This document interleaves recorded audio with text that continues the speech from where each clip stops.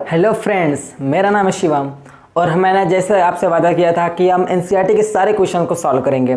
तो हमने set theory का पहला चैप्टर मतलब सेट थ्योरी जो चैप्टर है वो कंप्लीट कर लिया है, जिसके 5 लेक्चर मैंने पहले अपलोड कर चुके हैं। अब उसी लेक्चर सीरीज में हम सेट थ्योरी का ही एनसीईआरटी सोल्यूशन लेके आए हैं। इस वीडियो में हम 1.1 एंड 1.2 को डिस्कस करेंगे। ये हमारा लेक्चर 1 है। 6 एक्सरसाइजेज हैं, 1.1, 1.2, 1.3, 4, 5 एंड 6। उसके बाद एक मिसलिनियस एक्सरसाइज है। तो हम 4 वीडियो में ये सारे क्वेश्चंस को कवर करेंगे। सारे क्वेश्चन डिटेल में कराए जाएंगे। बहुत सारे क्वेश्चन इसमें रिपीटेड है तो उन्हें छोड़ देना भी ठीक होगा, क्योंकि आप लोग बहुत समझदार हैं। मैं सारे पैटर्न के सारे क्वेश्चन करा दूंगा एक तरफ से, ठीक है। तो बिना देर के चलिए शुरुआत करते हैं। तो पहला क्वेश्चन क्या है, विच ऑफ द फॉलोइंग सेट्स। देखो इस क्वेश्चन को मैंने लिखा नहीं है, ऑप्शनल है सब। बोला which of the following are sets, justify your answer. आप देख सकते हैं इतने सारे क्वेश्चन इसमें दिए हुए हैं, देख सकते हैं। तो जैसा कि मैं एक एक करके डिस्कस कर देता हूँ। पहला बोला है कि the collection of all months of a year beginning with the letter J. इसका कहने का यह मतलब है कि हमारे जो महीने हैं ना 12, उस 12 महीने का हर जनवरी फरवरी सबका नाम है। तो जो जे से शुरू होते हैं उन मंथ का नाम लिखना है। जे से हमारा जनवरी शुरू होता है, जे से हमारा जून शुरू होता है, जे से हमारा जुलाई शुरू होता है। यही 3 हैं जो हमारा जे से शुरू होता है। इनका एक सेट बना देंगे, यानी कि ये वेल डिफाइंड सेट है। तो इस पर टिक मार देंगे यानी कि सेट है। दूसरा क्या है, the collection of 10 most talented writers of India. देखो यार, ये वेल डिफाइंड नहीं है। बोला है कि मोस्ट टैलेंटेड राइटर। अब हमारे पॉइंट ऑफ व्यू से कोई और टैलेंटेड होगा, आपके पॉइंट ऑफ व्यू से कोई और टैलेंटेड होगा। तो ये सेट नहीं है। सेट का डिफिनेशन हमने बताया था कि वेल डिफाइंड डिस्टिंक्ट ऑब्जेक्ट। पहली बात तो वेल डिफाइंड नहीं, सबके पॉइंट ऑफ व्यू से वही इंडिकेट करना चाहिए। जैसे कि पहले क्वेश्चन में जून का सब लोग वही देखेंगे, यही है जनवरी जून जुलाई, 3 ही महीने ऐसे हैं जो जैसे शुरू होते हैं, सब देखेंगे वही, सब यही बताएंगे। लेकिन कोई 10 मोस्ट टैलेंटेड राइटर की अगर बात होगी तो कोई और बताएगा। मेरा कोई फेवरेट और है तो हम उसको टैलेंटेड बताएंगे, आपका कोई फेवरेट होगा आप उससे टैलेंटेड बताएंगे। तो ये एक सेट नहीं है। दूसरा वाला। तीसरा क्या है, a team of 11 best cricket batsman of world. मतलब कि पूरे दुनिया में कोई 11 बेस्ट क्रिकेट बैट्समैन का नाम बताइए। अब पूरी दुनिया में कितने प्लेयर्स हैं, बैट्समैन हैं, तो सबको तो बेस्ट नहीं बोल सकते हैं। कोई होंगे 10 बेस्ट। मेरे पॉइंट ऑफ व्यू से कोई अलग होगा, आपके पॉइंट ऑफ व्यू से कुछ अलग होंगे। तो ये भी एक सेट नहीं है, वेल डिफाइंड नहीं है। The collection of all boys in your class. आप किसी क्लास में मान लो 50 लड़के पढ़ रहे हैं, तो ये वेल डिफाइंड है। 50 लड़के हैं तो 50 लड़के साल भर पढ़ेंगे, तो ये पूरा एक सेट बना सकते हैं हमें लड़कों को लेकर। अब क्या है, 5वां वाला क्या है, the collection of all natural number less than 100। Natural number हमारा 1 से स्टार्ट होता है, बोला है 100 तक का, इसका एक सेट बनाना है। तो ये एक सेट है, वेल डिफाइंड है, कोई भी बोलेगा यही मिलेगा। तो ये जो 5वां है वो एक सेट है। छठा देखते हैं, a collection of novels written by the writer Munshi Premchand. मतलब मुंशी प्रेमचंद द्वारा लिखे गए उपन्यासों का कलेक्शन। इनके फिक्स उपन्यास हैं, इनके जो अपने उपन्यास है ये वेरीफाइड हैं, हाँ इन्हीं के हैं भाई। तो इसमें कोई जानने वाले की जरूरत नहीं है। तो इनके जो उपन्यास हैं 1, 2, 3, 4, 5 जितने भी होंगे, इन उपन्यासों को इसमें लिख के एक सेट में बंद कर देंगे, यानी कि ये भी एक सेट है। छठा वाला भी एक सेट है। अब 7वां देखो, the collection of all even integers. Even integers क्या होते हैं, 0, 2, 4, 6, इधर चलते जाएगा, इधर -2, -4, -6, इधर चल रहा है। ये सारे इवन इंटीजर्स हैं, तो इनका एक सेट बन सकता है, फिक्स है। और फिर उसके बाद 8वां देखते हैं, the collection of questions in this chapter. इस चैप्टर में कितने क्वेश्चंस हैं। देखो अगर बात करें इस एक्सरसाइज में 6 हैं, और भी चैप्टर्स में जैसे जितने क्वेश्चन होंगे वो सारे क्वेश्चन का एक सेट बना देना। यानी कि ये भी एक वेल डिफाइंड है, ये हमें पता है, बुक भी हमारे पास है, क्वेश्चन भी हमारे पास है, सेट हम आराम से बना सकते हैं। सब लोग बनाएंगे तो इसी चैप्टर का इतना ही क्वेश्चन बनाएंगे सेट। तो ये भी वेल डिफाइंड है। अब देखते हैं 9वां, a collection of most dangerous animal of the world. इस संसार में मोस्ट जो डेंजरस हैं उन एनिमल्स, उन जानवरों का मतलब सेट बनाना है। यार मेरे हिसाब से ना कितने लोग तो कॉकरोच को ही मोस्ट डेंजरस एलिमेंट मानते हैं, एनिमल मानते हैं। तो क्या कॉकरोच मोस्ट डेंजरस है? नहीं ना। मतलब सबका पॉइंट ऑफ व्यू अलग है यार। जो जिससे डरे वो मोस्ट डेंजरस। अब मैं शेर से डरता हूँ तो मेरे लिए शेर मोस्ट डेंजरस है। अब हम कुत्ते से भी डरते हैं, बिल्ली से भी डरते हैं, इसका क्या मतलब है? तो ये भी वेल डिफाइंड नहीं है। तो ये लास्ट वाला जो सेट नहीं है। अब दूसरा क्वेश्चन देखते हैं। दूसरा क्वेश्चन मैंने यहाँ पे लिखा हुआ है। दूसरे क्वेश्चन में मैंने क्या लिखा है, अब देखो पहला तो क्वेश्चन मेरा हो गया, पहला को हटा देते हैं, यहाँ पे ज़्यादा भीड़ ना लगाओ कोई, ठीक है। दूसरा क्वेश्चन क्या है, ये सेट दे दिया है हमारा, इसमें 6 एलिमेंट है। अब बोल रहा है ये जो 3 ऑप्शन दिए ना, वैसे तो किताब में पूरे 6 ऑप्शन है, हम 3 को लेकर आपको समझाएंगे और बाकी आप समझ जाएंगे। बोल रहा है ये साइन भरना है, ये या फिर ये, हमें इन सब में ये या फिर ये साइन का मतलब क्या होता है, इसे एप्सिलॉन बोलते हैं। ये ग्रीक अल्फ़ाबेट का है, इस सिंबल का नाम एप्सिलॉन है, लेकिन यहाँ पे इसका जो यूज़ होगा उसमें इसका मतलब क्या होगा, बिलोंग्स टू, मतलब इससे बिलोंग करता है। बिलोंग मतलब संबंध रखता है इससे। तो 5 क्या इस सेट ए से संबंध रखता है? अगर रखता है हाँ तो ये वाला साइन लगाओ, अगर नहीं रखता है तो ये वाला लगाओ। इसका मतलब है बिलोंग्स टू, इसका मतलब है डज नॉट बिलोंग्स टू। तो यहाँ पे या देखो इस वाले सेट में है 5, तो 5 बिलोंग्स टू ए। और देखो 8 है इस सेट में, 8 है नहीं है तो चुपचाप ये लगाओ, ये लिखो काट दो, मतलब 8 इसमें सेट ए में नहीं है। उसके बाद देखो ये तीसरा वाला 0 है, 0 क्या इस सेट में है, 0 नहीं है। इसी तरीके 2-3 क्वेश्चन और है जो सिंपली पूछा, बोला 6 इसमें है तो बोलो 6 है, पूछेगा 1 इसमें है तो 1 है, बस ऐसे आपको बता देना है। तो दूसरा क्वेश्चन हमने सॉल्व कर लिया है। तीसरा क्वेश्चन देखते हैं हमारा क्या है, राइट इन रोस्टर फॉर्म। अब जैसे हम आपको 2 फॉर्म बताए थे पहले लेक्चर में आपको हम बताए थे रिप्रेजेंटेशन के 2 तरीके होते हैं, पहला रोस्टर, दूसरा सेट बिल्डर। तो रोस्टर से ये सेट बिल्डर फॉर्म में लिखा हुआ है, जैसा कि आप लेक्चर में देख चुके हैं। तो इसको रोस्टर में चेंज करना है। मैंने बहुत सारे क्वेश्चन वहाँ पे भी कराए थे, बट ये एनसीईआरटी का मैं एक क्वेश्चन कराने का वादा किया हूँ आपसे। तो यार देखो ना, बहुत सारे क्वेश्चन 4 हैं, एक क्वेश्चन मैंने नहीं लिखा है, क्योंकि ये जो एक क्वेश्चन है ना वो इसी वाले लास्ट वाले क्वेश्चन पे बेस्ड है, ये बेटर वाले पे। तो मैं अभी आपको दिखा दे रहा हूँ। पहला क्या लिखा है, A x such that x is a integer and -3 से 7 तक है। ये देखो -3 इंक्लूड है क्योंकि यहाँ पे इक्वल का साइन लगा है, 7 इंक्लूड नहीं है क्योंकि यहाँ पे इक्वल का साइन है। इंटरवल से आपको इंक्लूडिंग एक्सक्लूडिंग का मतलब पूरा कॉन्सेप्ट अच्छे से बताए हैं। तो इसका रोस्टर फॉर्म क्या होगा, ए लिख लेते हैं। रोस्टर फॉर्म ऐसा डिनोट करते हैं, क्या बोला, एक्स इज एन इंटीजर -3 से, यानी कि -3 इसमें होगा, फिर इंटीजर है तो -2 1, मतलब ये दे दिया है किसी बीच में सभी हम सभी एलिमेंट को उतार लेते हैं। -1 होगा, 0 होगा, 1 होगा, 2 होगा, 3 होगा, 4 होगा, 5 होगा, 6 होगा, लेकिन 7 नहीं होगा क्योंकि 7 यहाँ पे इंक्लूड नहीं है, मतलब 7 के अंदर ही इंटीजर को लिखना है। तो ये हमारा ए सेट बन गया रोस्टर फॉर्म में। बी क्या है, x such that x is a natural number. पहले बात तो एक्स जो है यहाँ पे जो इसमें भराएगा वो नेचुरल नंबर भराएगा, ठीक है। और लेस देन 6 से कम भराएगा, मतलब 6 से कम तो 1 होगा, नेचुरल नंबर भर रहे हैं, भरते चले जा रहे हैं, भरते चले, अब 5 पे रुक जाएंगे क्योंकि 6 से कम भर रहा है। 6 से कम क्या है, 5 है, 5 ही तक भरेंगे। उसके बाद देखते हैं जो इन्फॉर्मेशन यहाँ दिया है वो सिर्फ इन्फॉर्मेशन यहाँ पे उतार देंगे, सिर्फ यही काम करना है सेट बिल्डर से रोस्टर फॉर्म में चेंज करने के लिए। तीसरा क्वेश्चन का एक्स सच दैट एक्स, ये जो 2 डॉट है ना इसको सच दैट बोलते हैं। एक्स सच दैट मतलब ऐसा कि 2 डिजिट नेचुरल नंबर है, मतलब 2 डिजिट का मतलब 10 11 12 ये सब 2 डिजिट के नेचुरल नंबर है, यानी कि 10 से 99 के बीच में ये जो नंबर है वो 2 डिजिट की, मतलब 1 डिजिट 2 डिजिट का मतलब 2 अंक का है नेचुरल नंबर है। तो बोला है कि ऐसा होना चाहिए कि अगर इन दोनों को आपस में जोड़ें, अब जैसे मान लो 21 लिखा है, इन दोनों डिजिट को आपस में जोड़ने पे 3 आ रहा है, तो इसी तरीके 8 आना चाहिए। ऐसे कितने डिजिट हो सकते हैं 2 डिजिट नंबर के, देखो पहला तो 80 हो जाएगा क्योंकि 8 + 0 करेंगे तो 8 आएगा, ठीक। दूसरा क्या होगा, 17 हो सकता है, 7 1 8 होगा, उसके बाद 71 भी हो सकता है। देखो उल्टा अगर इसका कर देंगे तो 71 भी नेचुरल नंबर है 2 इनका। उसके बाद देखो क्या है, उसके बाद हमारा क्या हो सकता है, 6 2 8 होता है, 2 6 भी 8 होता है, ये भी लिख सकते हैं, 44 भी लिख सकते हैं इजीली। उसके बाद 53 भी लिख सकते हैं, 35 भी लिख सकते हैं। ये आप देख सकते हैं इन दोनों डिजिट्स को मतलब अंकों को आपस में जोड़ेंगे तो हमारा 8 आएगा। तो हमारे इस सेट में इतने एलिमेंट आ गए भैया, कुछ नहीं करना है। डी देख लेते हैं, अगला क्वेश्चन क्या है, x is A prime number है, प्राइम नंबर यानी कि 2 3 5 7 11 13, ठीक है, ऐसे करके जो अपने से और 1 से डिवाइड हो उसी को हम बोलते हैं prime number. Which is divisor of 60, मतलब डिविजर ऑफ 60 मतलब जो 60 को डिवाइड करता हो, ऐसा प्राइम नंबर हमें लिखना है। पहला तो 2 लिखेंगे, 2 भी एक प्राइम नंबर और 60 को डिवाइड करता है। 3 लिखेंगे, 3 भी एक प्राइम नंबर है, 60 को डिवाइड करता है।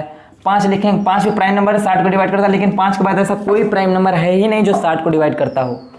5 के बाद हमारा 7 आ जाएगा, 7 60 को डिवाइड नहीं करेगा, आएगा उसके बाद 11 वो भी नहीं करेगा। तो ये इस सेट में हमारे 3 एलिमेंट आ गए। ठीक, डी के बाद ई नहीं लिखे हैं, एफ लिखे हैं। ई में क्या था, ट्रिग्नोमेट्री वर्ड को लिखना था सेट में, जैसा कि हम उसी लेक्चर में आपको हम करा चुके हैं। अब हमारा एफ वाला देख लेते हैं। एफ में क्या है, बेटर। बेटर वर्ड को सेट में लिखना है। हम बताए थे आपको रिपीटेशन नहीं होना चाहिए और डिस्टिंक्ट होना चाहिए। डिस्टिंक्ट मतलब वही रिपीटेशन है, डिफरेंट डिफरेंट वाला लिखना चाहिए।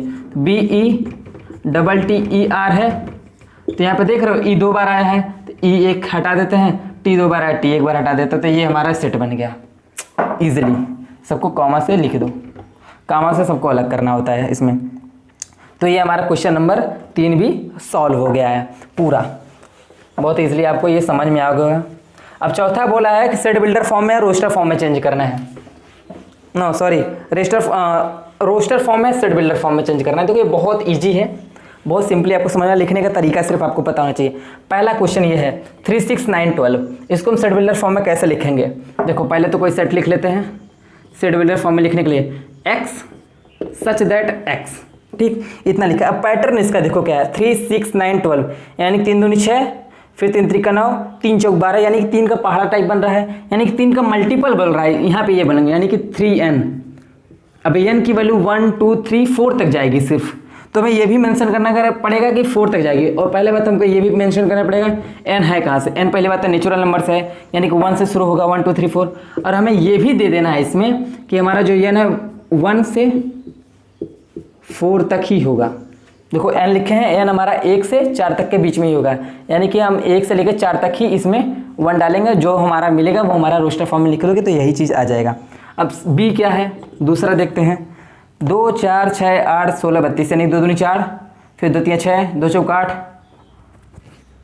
बोला है सिर्फ इतना है ना। देखो क्या है इसमें, 2 है 4 है, यानी 2 दूनी 4, ठीक, मतलब पावर देखो ना, 2 पावर 1 कर रहे हैं, फिर 2 पावर 2 कर रहे हैं, फिर 2 पावर 3 कर रहे हैं, फिर 2 पावर 4 कर रहे हैं, 2 power 1 2, 2 power 2 4, 2 power 3 8, 2 power 4 16, 2 power 5 32। यानी देख रहे हो, अगर हम इसको सिंपली अगर ऐसे लें, x such that x equal to 2 to the power n, यानी कि n 5 तक है सिर्फ, यानी कि हमें ये भी मेंशन करना पड़ेगा, तो नेचुरल नंबर से लिख दो ताकि ये कंफर्म हो जाए कि 1 2 से स्टार्ट हो रहा है, ठीक। उसके बाद क्या करना है हमें, 1 is less than equal to, फिर यहाँ तक 5, ये इन्फॉर्मेशन हम लिख दिए ना। इस अब बोल रहे हो कि सर ये इन्फॉर्मेशन तो लिखे हैं 1 से 5 तक, तो ये नेचुरल नंबर लिखने की क्या जरूरत है यार। 1 से 5 के बीच में कितने इनफाइनाइट नंबर आते हैं, रियल नंबर भी आता है। अगर हम मेंशन यहाँ पर रियल नंबर कर देंगे तो ये कहानी कुछ और हो जाएगी, ठीक है। तो यहाँ पे नेचुरल नंबर को मेंशन करना उतना ही ज़रूरी है, तो हमने ये कर दिया है। और भी कुछ क्वेश्चंस हैं जो हमारे सेट बिल्ड रोस्टर फॉर्म में दिए गए हैं, जिसको हमें सेट बिल्ड फॉर्म में चेंज करना है। तीसरा क्वेश्चन हमारा दिया गया है, बोला है कि 5 25 125 625, इसको चेंज करो सेट बिल्डर फॉर्म में। इसको कैसे करेंगे, x such that x equal to 5 की पावर n, यानी देख सकते 5 पावर 1 5, 5 पावर 2 25, 5 पावर 3 m वर्ग 25, 5 पावर 4 625, यानी कि हम ये सिंपली लिखेंगे। नॉर्मली देख रहे हो लिखने का क्या गजब का तरीका है, सिंपली लिख सकते हैं 1 2 3 4 तक, 4 पावर तक ले चलेंगे, ये इसका आंसर हो गया, ठीक है। उसके बाद एक और है 2 4 6 बार डॉट डॉट डॉट, ये दे दिया, बोला इस रोस्टर फॉर्म को सेट बिल्डर फॉर्म में चेंज करो। अब देख रहे हो 2 2 4, फिर 2 3 6, यानी कि 2 मल्टीपल यानी 2n, n की वैल्यू चेंज करते जाएंगे, यहाँ पे मिलते चला जाएगा। तो हमें कुछ नहीं करना है, x इक्वल टू यानी कि x such that x equal to n, x belongs to natural number, सिर्फ इतना लिख दो। नेचुरल नंबर लगातार जाता ही रहा है, यहाँ पे कोई एंड नहीं दिया है, तो नेचुरल नंबर लिख दो। यहाँ पे ये वाली चीज़ लिखने की जरूरत नहीं, बट ये वाला ही इसलिए होता है क्योंकि ये फाइनाइट सेट होता है, क्योंकि देखो इतना ही है, इसमें हमें पता है कि कितने नंबर है, 4, इस सेट में 4 एलिमेंट हैं तो हमें पता है, लेकिन इसमें कितने हमें नहीं पता। तो नेचुरल नंबर भी इनफाइनाइट है, लगातार पुट करते चले जाएंगे, हमारा मिलता चला जाएगा। अब एक क्वेश्चन और है, इसको आप अपने से भी कर सकते हैं, 149 डॉट डॉट करके 100, यानी कि ये भी फाइनाइट सेट है, 1 लेके उसमें गया है। अब देख रहे हो ये 1 का स्क्वायर है, ये 2 का स्क्वायर लिखा गया, या 3 का स्क्वायर लिखा गया, फिर 4 का स्क्वायर, फिर यहाँ पे लास्ट में ये 10 का स्क्वायर लिखा गया है। तो इसको हम सेट बिल्डर फॉर्म में कैसे लिखेंगे, simply x such that x equal to n square, यहाँ पे n हो गया। अब जहाँ पे n belongs to n natural number से, नेचुरल नंबर 1 2 3 ऐसे आते हैं। उसके बाद हमें ये भी मेंशन करे बस सिर्फ 10 तक लेना है, यानी कि 1 इज लेस देन n और लेस देन इक्वल टू 10। अब यहाँ पे लेस देन इक्वल टू लिखें, एक और तरीका भी होता है, इसको लिख सकते हो आप। यहाँ पे इक्वल टू का साइन हटा के यहाँ पे 11 कर दो, नेचुरल नंबर है, सबको पता है 11 से पहले का नेचुरल नंबर 10 है, तो दो तरीके से भी आंसर इसको मिल सकता है, लेकिन आप नॉर्मली जितना कोशिश करोगे क्लोज्ड इंटरवल के रूप में लिखा करिए, यानी कि दोनों जगह ये इक्वल वाला साइन लगा के और जो दिया हो वो लिख दिया करिए। सिंपली है, इजी फॉर्म में है। तो हमारा ये तीसरा क्या चौथा क्वेश्चन भी हमने सॉल्व कर लिया है। पाँचवें में भी कुछ करना नहीं है, पाँचवें में भी सेट बिल्डर को रोस्टर में चेंज करना है। तो अभी को हम सेट बिल्डर को रोस्टर में कैसे चेंज करते हैं, इतने सारे क्वेश्चन कर ही चुके हैं, तो इसमें का सिर्फ एक बी वाला क्वेश्चन करते हैं, क्योंकि इसमें थोड़ा सा समझने लायक है। ये कई सारे हैं, 1 2 3 4 5 6 है, लेकिन इसमें से हम सिर्फ बी करते हैं। लाओ जो एग्जाम्पल है वो इंपॉर्टेंट है वो कर देते हैं। बी में क्या है, बोला है x such that x is an integer -1/2 से लेस देन है और x से 9/2, यानी कि इसके बीच में जो इंटीजर्स आएंगे उसका सेट बनाना है। इसके बीच के देखो ये सब रेशनल नंबर है, इंटीजर नहीं है, पहली बात रेशनल नंबर है। अब इसके बीच में जो इंटीजर आएगा, देखो नंबर लाइन पर अगर हम देखने समझने की कोशिश करें, -1/2 यहाँ पे माइनस होगा, यहाँ पे 0 होगा, 0 और -1 के बीच में -1/2 आएगा, फिर यहाँ पे 0 1 2 3 ऐसे ऐसे जाते जाते 4 आएगा। अब देख रहे हो 9/2 लिखा है, यानी कि 2 से डिवाइड करेंगे तो 4 पॉइंट समथिंग आएगा, यानी कि 4 तक रहेगा। 4 के बाद यहाँ पे 4.5 है, तो यहाँ कि यही 9/2 लिखा गया। इसके बीच में जो हमारे इंटीजर्स हैं इतने हैं, यही सारे, उसी का सेट बनाना है, यानी कि 0 1 2 3 एंड 4, ये इसका जो सेट बन गया रोस्टर फॉर्म में हो गया सेट बिल्डर का। और देखो इसमें और एक एग्जाम्पल दे लेते हैं, चलो यार देख लेते हैं ये लास्ट वाला। बोला x such that x is A consonant, यानी कि कॉन्सोनेंट मतलब होता है व्यंजन। इंग्लिश अल्फाबेट में 2 होते हैं, स्वर और व्यंजन, A I O U, ये हमारा स्वर हो गया और बाकी जो बचे हैं वो व्यंजन हो गया। अब बोला के से पहले वाले जितने भी व्यंजन हैं हमें उनका सेट बनाना है। के पहले वाले व्यंजन क्या आएंगे, मतलब के अल्फाबेट के पहले जितना है। अब ए आएगा, ए तो स्वर हो गया, B C D E भी स्वर हो गया, E बाद F G H I भी स्वर हो गया, I J के से पहले का लिखना है, ठीक है। तो ये हमारा सेट बन गया। तो हमने जैसा कि 5 क्वेश्चन डिस्कस कर चुके हैं, बहुत इजी हैं, आप भी आराम से, कुछ तो क्वेश्चन आपके लिए छोड़ना चाहिए भाई, ये बात तो फैक्ट है। अगर फिर भी आपको वो क्वेश्चन जो मैं छोड़ रहा हूँ वो नहीं आ रहा है तो आपके कमेंट बॉक्स में कमेंट करो, मैं तुरंत आपका रिप्लाई कर दूंगा, आपको वो क्वेश्चन आराम से मिल जाएंगे। लेकिन मुझे नहीं लगता कि आपको, और उसमें देखो लास्ट 6 में से मैचिंग करनी है, और ये सारे क्वेश्चन मैं करा चुका हूँ पहले ही। तो हम बिना देर किए चलते हैं एक्सरसाइज 1.2 की तरफ हम बढ़ेंगे। तो ये है एक्सरसाइज 1.2। तो एक्सरसाइज 1.2 में भी कई सवाल हैं, बहुत ज़्यादा टफ नहीं है, इजी हैं। देखो पहला क्या है, पहला क्वेश्चन बोला विच आर नल सेट, यानी कि इसमें 4 एग्जाम्पल दिए हैं, बोला है चारों में से बताओ कौन कौन सा नल सेट है। इसमें पहला बोला है set of odd natural number divisible by 2। पहले बात तो बोला है सेट बनाना है ऑड नंबर्स का, यानी कि 1 3 5 7, ठीक है, इस टाइप, मतलब जितने भी ऑड नंबर हैं। और बोला है 2 से डिवाइड होना चाहिए। आपको ये पता होना चाहिए कि कोई भी ऑड नंबर है वो कभी 2 से डिवाइड नहीं होगा। 2 से डिवाइड होने वाला हमेशा इवन नंबर होता है, इवन मतलब सम, ऑड मतलब विषम, ठीक है। तो ये पूरा तरह एम्प्टी सेट है, यानी कि इस सेट का कोई मतलब नहीं है, इसमें कुछ नहीं है। जब कुछ होगा ही नहीं, डिवाइड ही नहीं होगा, तो इसमें कुछ नंबर रखेंगे ही नहीं, तो ये खाली सेट है। दूसरा set of even prime numbers, even prime मतलब प्राइम जो, मतलब पहले तो इवन होना चाहिए, सम होना चाहिए। देखो प्राइम नंबर्स क्या कहते हैं, 2 3 5 7 11 ऐसे सब लिखते चले जाते हैं। अब इसमें से इवन आपको सिर्फ एक दिखेगा, ये यानी कि 2, यानी कि इस सेट में सिर्फ 2 आएगा। उसके बाद कोई भी प्राइम नंबर दुनिया का इवन नहीं होता, पहली बात तो 2 को छोड़े, ये आप एक फैक्ट के रूप में जान सकते हो, दुनिया का कोई भी प्राइम नंबर इवन नहीं होता है 2 को छोड़े। 2 सबसे छोटा प्राइम नंबर है और इवन प्राइम नंबर है, तो ठीक है, ये हो गया। उसके बाद क्या है, तीसरा में क्या है, x such that x is a natural number. देख सकते हैं आप, x such that x is a natural number, x is less then 5 and x is greater than 7। बोला है कि ऐसा नेचुरल नंबर है कि जो लेस देन 5 हो, यानी कि 5 से कम हो और साथ ही में 7 से ज़्यादा भी हो। यार एक ही टाइम पे एक नंबर 5 से छोटा और 7 से बड़ा कैसे हो सकता है? 5 से छोटा यानी कि 4 3 2 1 5 2, और 7 से बड़ा यानी कि 8 9 10, यानी कि ये दोनों नंबर कहीं मिल ही नहीं रहे आपस में। तो यानी कि इसमें कोई कॉमन पॉइंट है नहीं, कोई कॉमन नंबर मिलेगा नहीं, यानी कि ये भी कोई मतलब का सेट नहीं है, यानी कि ये भी एम्प्टी सेट है, इसमें भी कोई भी एलिमेंट नहीं है। एम्प्टी सेट का कॉन्सेप्ट यही बताए थे कि एकदम खाली सेट, इस सेट में कुछ होना, इसको डिनोट करते हैं फाई से, यानी कि ये सेट भी फाई है। उसके बाद चौथा देखते हैं, y such that y is a point common to any 2 parallel lines, यानी कि 2 पैरेलल लाइन्स है अब बोला इन दोनों पैरेलल लाइंस का कोई कॉमन पॉइंट है क्या, ये दोनों पॉइंट कहीं काट रही है क्या। आपको ये पता होना चाहिए, ज्योमेट्री का ये फंडामेंटल लॉ यार कि दो पैरेलल लाइन है ना कभी आपस में काटती नहीं है, यानी कि इसमें कोई भी एक कॉमन पॉइंट मिलेगा ही नहीं, यानी कि ये भी एम्प्टी सेट है, यानी कि इसमें सिर्फ दूसरा वाला जो है वो एम्प्टी सेट नहीं है, उसमें कोई एलिमेंट है, बाकी सब एम्प्टी सेट है। उसके बाद क्या है सेकंड क्वेश्चन, सेकंड जो फाइनाइट और इनफाइनाइट की बात हो रही है, फाइनाइट और इनफाइनाइट। देखो ये कुछ क्वेश्चन हम लिखे हुए हैं सेकंड क्वेश्चन का। पहला तो लिखे हैं the set of month in year. Finite का मतलब हम आपको बताए थे जिसके एलिमेंट्स को हम काउंट कर सकें, इनफाइनाइट आपको पता है जिसके एलिमेंट्स को काउंट न कर सकें।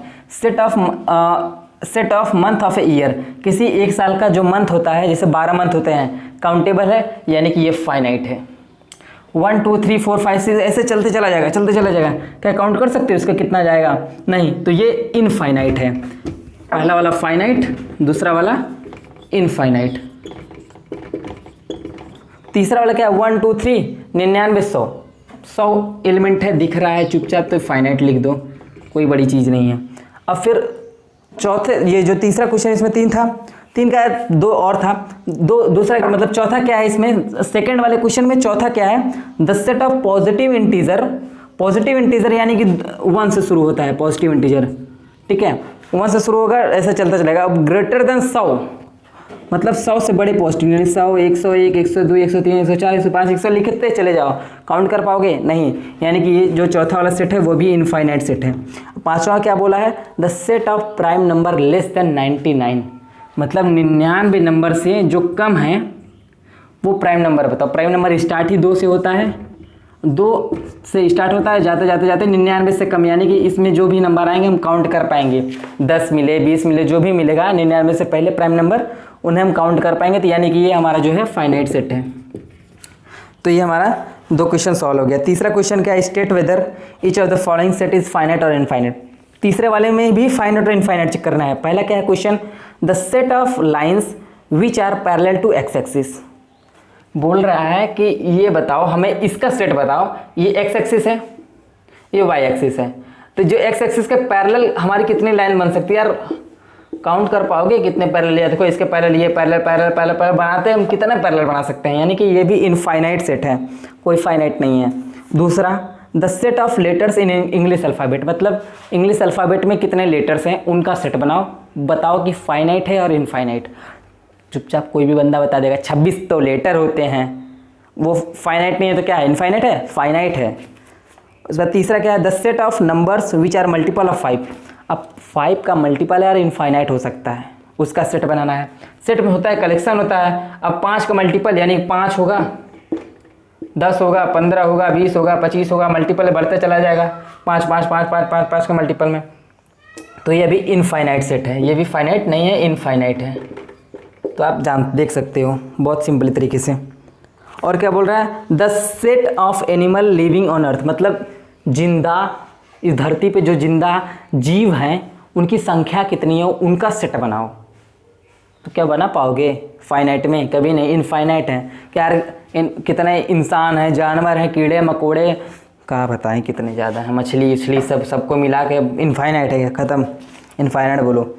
The set of circle passing through the origin, मतलब बोल रहा है ये कि ये हमारा ओरिजिन है, ओरिजिन है मतलब मूल बिंदु। अब इस ओरिजिन से पास होने वाला कितने सर्कल्स बन सकते हैं यार, बहुत बनेंगे। कितने सर्कल आप पास करा लो, बस एक टच करा दो, अलग अलग रेडियस का बहुत सारे सर्कल बनाओ, बस खाली ओरिजिन से टच करा दो तो बहुत सारे बन जाएंगे। तो हमने 3 क्वेश्चन को आराम से सॉल्व कर लिया है। चौथा क्वेश्चन वो बोल रहा है इक्वलिटी दिखानी है। चौथा क्वेश्चन हमने यहाँ पे लिखा है, बोला ए बराबर बी के है कि नहीं। हम आपको बताए थे सेट के हर एक एलिमेंट आपस में सेम होने चाहिए।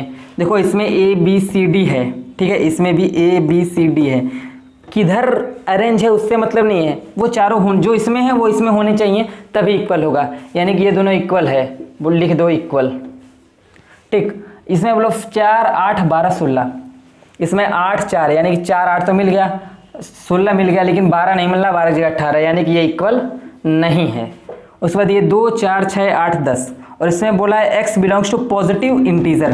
देखो लिखा होगा उसमें हिंदी या इंग्लिश में लिखा होगा पॉजिटिव इंटीजर लिखा होगा, लेकिन हम बस जस्ट साइन लिख दें, जेड के ऊपर जेड इंटीजर का साइन होता है, जेड के ऊपर प्लस लिख दें यानी पॉजिटिव इंटीजर है। x पॉजिटिव इंटीजर से बिलोंग करता है और x इज लेस देन 10। इसमें 2 4 6 8 10 है और पॉजिटिव इंटीजर है, कुछ भी है भैया, इसमें 10 है और बोला है इवन पॉजिटिव यार, इवन पॉजिटिव इंटीजर सम संख्या 2 4 6 8 10 ये सम संख्याएं हैं, 10 से कम है, 10 भी है इसमें इंक्लूडेड लिखा है, यानी कि ये दोनों सेट आपस में इक्वल होंगे। इसका जो अगर नहीं भरोसा हो रहा है मेरे ऊपर, रोस्टर फॉर्म में बनाओ, आपको बनाना सिखाया है रोस्टर फॉर्म में, चेंज करो इसके इक्वल आ जाएगा, ख़त्म कहानी। अब इसमें एक क्वेश्चन और होगा और है, हाँ है, बिल्कुल है। बोला है x such that x is a multiple of 10। अब देख भैया मल्टीपल ऑफ 10 की बात हो रही है, लेकिन इसमें जो सेकंड वाला दिया है वो 10 15 20 25 दिया है, कैसे होगा? 10 का मल्टीपल सिर्फ 10 20 30 40 50 ऐसे होता है। अगर इसमें 10 20 30 40 50 होता तो ये बराबर होता, लेकिन नहीं है। कोशिश करिएगा आप एनसीईआरटी की बुक लेके बैठिएगा, तभी आपको बहुत अच्छे से समझ में आएगा। 5वां क्वेश्चन क्या है? Are the following pair of set are equal. एक क्वेश्चन इसका लिखे हैं हम, और दूसरा क्वेश्चन हम पहले करा चुके हैं, इक्वल है कि नहीं इक्वल है। फॉलो लिखा है, वुल्फ, उसको देखो अगर रिपीट नहीं करते तो वही चीज़ सेम लिखेंगे, तो दूसरा वाला क्वेश्चन आप कर लोगे।